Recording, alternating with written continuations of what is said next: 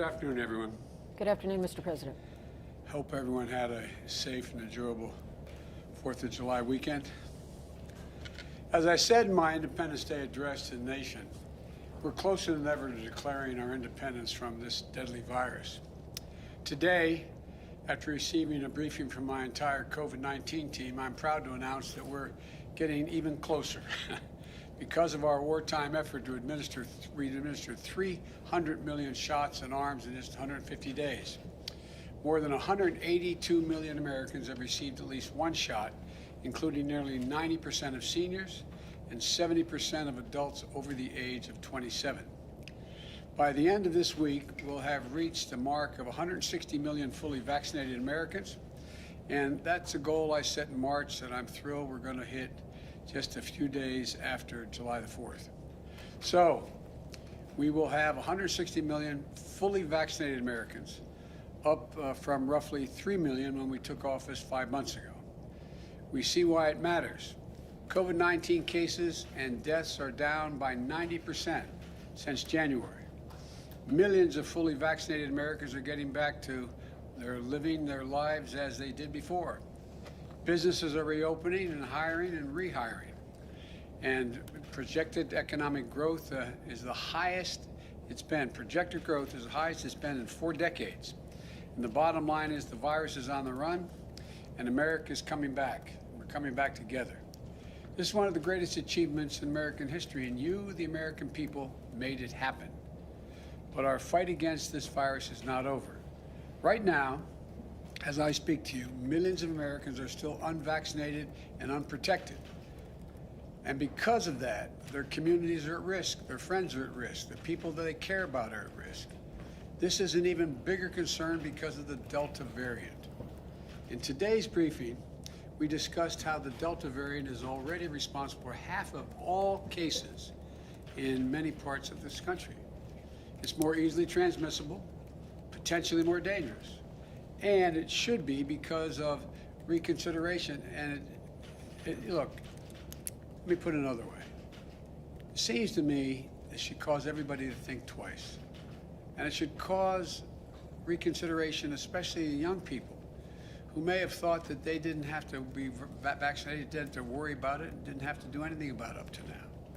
But the good news is that our vaccinations are highly effective. Fully vaccinated Americans have a high degree of protection, including against this Delta variant. Study after study after study has shown that since early May, virtually every COVID-19 hospitalization and death in the United States has been among the unvaccinated. So if you're vaccinated, you're protected. But if you're unvaccinated, you're not. And you're putting yourself, more importantly, maybe from your perspective, your family and your friends at risk. So please get vaccinated now. It works, it's free, and it's never been easier, and it's never been more important. Do it now, for yourself and the people you care about, for your neighborhood, for your country.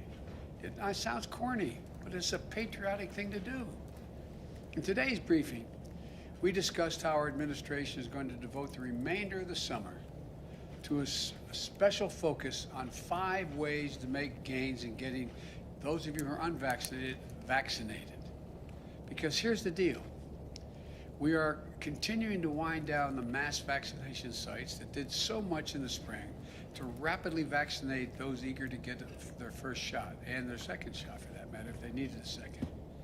Now we need to go to community by community, neighborhood by neighborhood, and oftentimes door to door, literally knocking on doors, to get help to the remaining people protected from the virus. Look, equity, equality, it remains at the heart of our responsibility of ensuring the communities that are the hardest hit by the virus have the information and the access to get vaccinated. So, as we shift from these centralized mass vaccination sites where we're doing thousands of people a day, we're going to put even more emphasis on getting vaccinated in your community, close to home, conveniently, and a location you're already familiar with.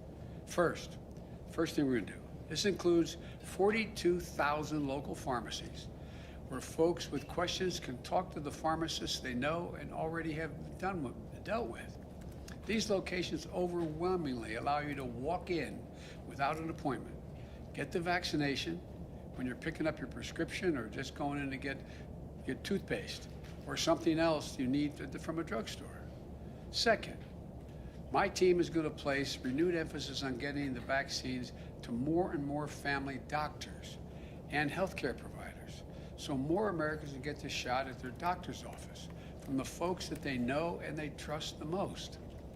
Third thing we're going to do, we're going to step up efforts to get vaccines to your family doctors and other doctors who serve younger people, so that adolescents ages 12 to 18 can get vaccinated, and as they go for back-to-school checkups or getting ready for the physicals they need for fall sports. Fourth, we're also intensifying our efforts to meet people where they are, outside of their neighborhoods, pharmacies, and doctor's office. This includes continuing to work with employers to make vaccination shots available at work, on a work site if possible, or give their employees paid time off to get vaccinated in a nearby facility. And fifth and finally, we're sending out more mobile clinic units out there to help people at special events, summer festivals, sporting events, as well as places of worship wherever we can find people gathered. In addition to these initiatives to continue to vaccinate the unvaccinated, we're stepping up our preparations to respond to the outbreaks we're going to see among the unvaccinated. For that, we're mobilizing what I'm calling COVID-19 surge response teams. These teams are made up of experts from FEMA, the Federal Emergency Management Agency, CDC, the Center for Disease Control and Prevention, and elsewhere across our government, other groups. And they're going to help states that have particular problems prevent, detect, and respond to the spread of the Delta variant among unvaccinated people in communities with low vaccination rates. And some states have very low vaccination rates.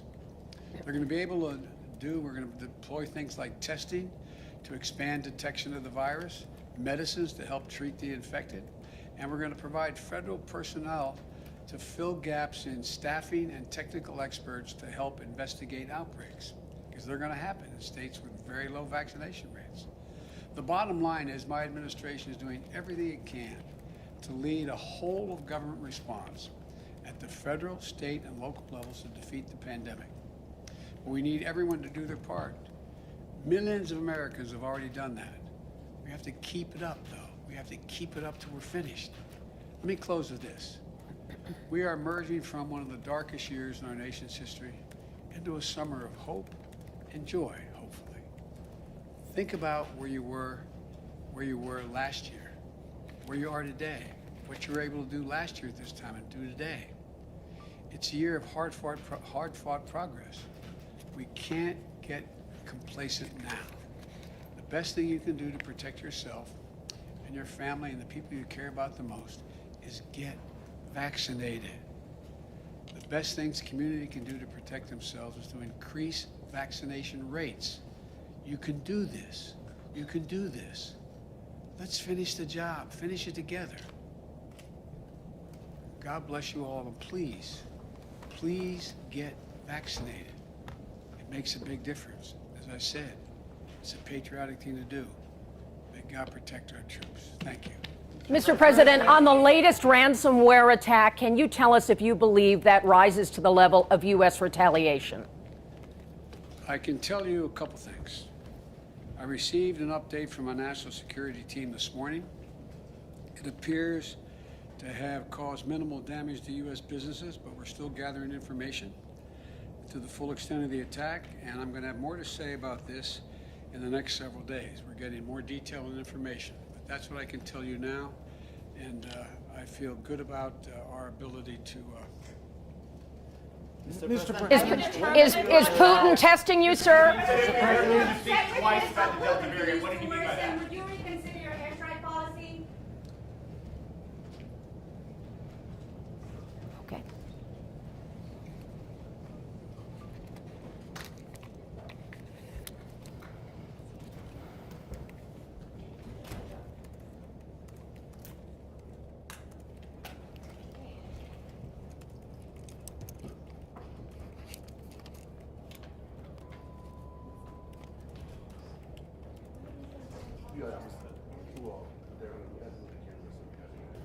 Coming days.